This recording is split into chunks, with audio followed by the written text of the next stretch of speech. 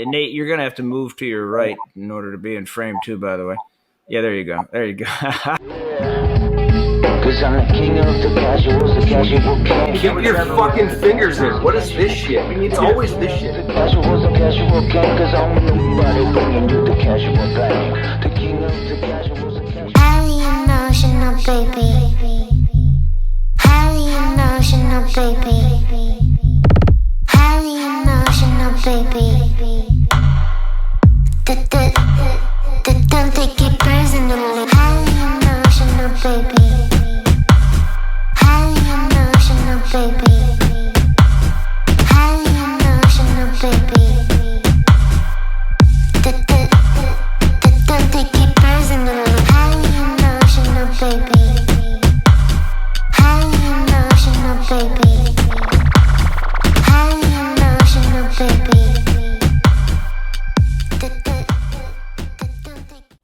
King of the Casuals, here we are, UFC 283. I can't believe it. 283 feels like we were just at 246 5 minutes ago when Cowboy Cerrone and Conor McGregor finally fought, and we know how that one ended up. Both of them most likely out of the sport. Well, Cowboy for sure, and McGregor, who knows. Anyway, hashtag Jackie Mac Forever. Check it out. We're starting many new endeavors based on Fathers Against Fentanyl, the fentanyl crisis in the United States. It's if you're out there and you are of the ages of 14 to 45, you must know that it's the #1 cause of death in the United States, and I wouldn't be doing my job. I'm not a preacher, or I'd be doing you a disservice if I didn't tell you, do not take pills that your doctor didn't prescribe you. Don't buy pills online. Because chances are if you do, actually don't buy any drugs, because chances are they're filled with poison, and that poison is called fentanyl, and it's coming into our country at a rate in which there's enough in the country at one time, or they seized enough at one time, to kill all of us 7 times over. So, and it took my son, Jack McCarthy, who started this podcast, King of the Casuals, because we love the idea that anytime we commented online, people would call us casuals. But we're not really casuals. Nate and Jake, both fighters in their own rights. Jake is a heavyweight jiu-jitsu player. Nate is an all-American wrestler. Jack was a wrestler. And, I'm just an old hack. What can I tell you? Who likes taekwondo and Muay Thai kickboxing, and I practice every day, but I wouldn't say I'm on the UFC's level, but I enjoy it. It's good. It's good for the head, actually. If nothing else, it's good for your mind to stay disciplined and work at those things. So Jackie Mac Forever. Check out Jack's hashtag, Forever19. And let's save some lives and watch some great combat sports together, and that means we're doing the world good. And that's why we're all here, isn't it? UFC 283. Rio de Janeiro, Brazil. This is the first time we've been back to Brazil since the Lee Oliveira fight, which was in March of 2020. And that was, I believe, the first event that was actually behind closed doors. It wasn't for everyone because we had the pandemic. And here we are in January of 2023, and we are finally back to Brazil.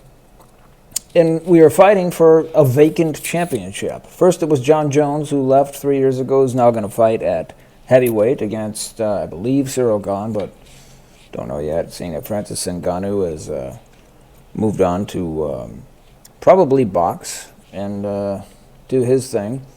So we have Glover Teixeira, who had his title taken from him, from Yuri Prohaska, who was the reigning champ, but then took himself out of fighting contention because he had a terrible break, and so we're left with Jamal Hill, Glover Teixeira. But it was never supposed to happen. It was because Jan Blachowicz and Magomed Ankalaev had a draw, I believe. It wasn't the best fight, so Dana White pulled a Dana White and said, "Fuck it.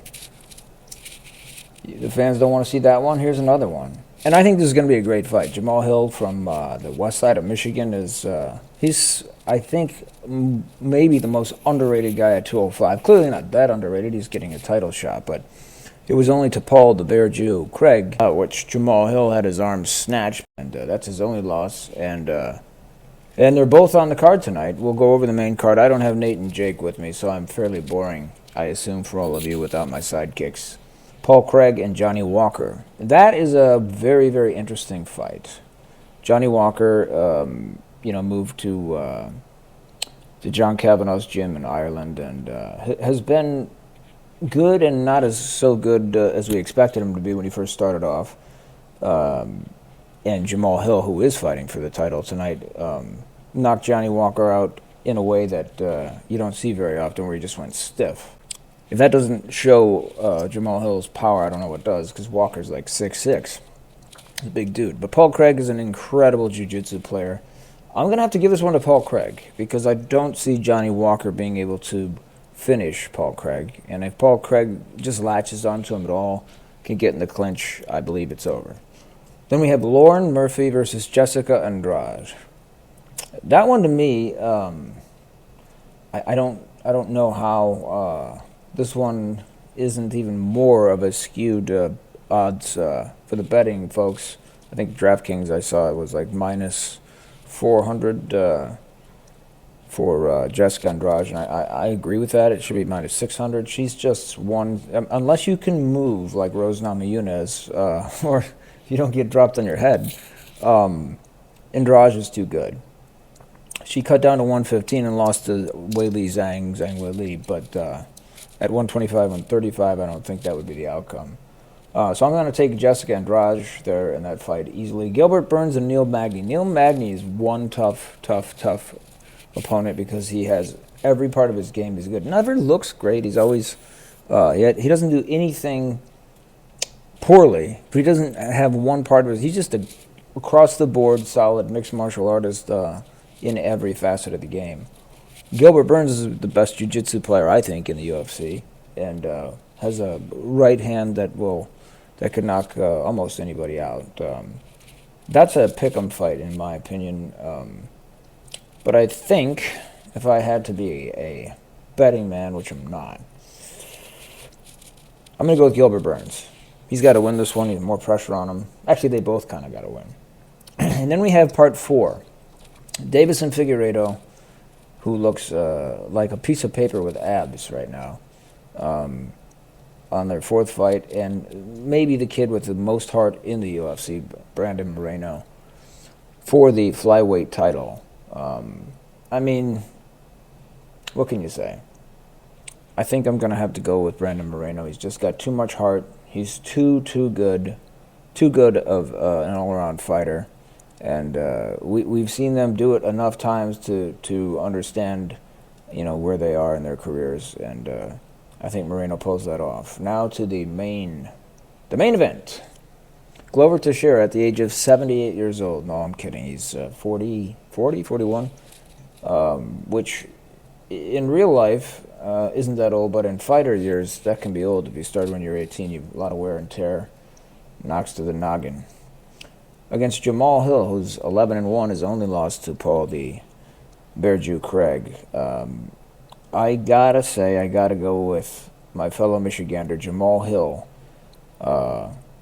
as the champion of the world. And I hate to do it, not because I don't love Jamal Hill, I do. But I also love Glover Teixeira. What's not to love, right? So yeah, I've got Hill, Moreno, Burns, Andrade, and Paul Craig. And I don't like going against Johnny Walker either, but you got to pick somebody. Until next time, enjoy the fights tonight. All right. UFC 283 from Brazil. King of the Casuals. We love you. Highly emotional, baby. Highly emotional, baby.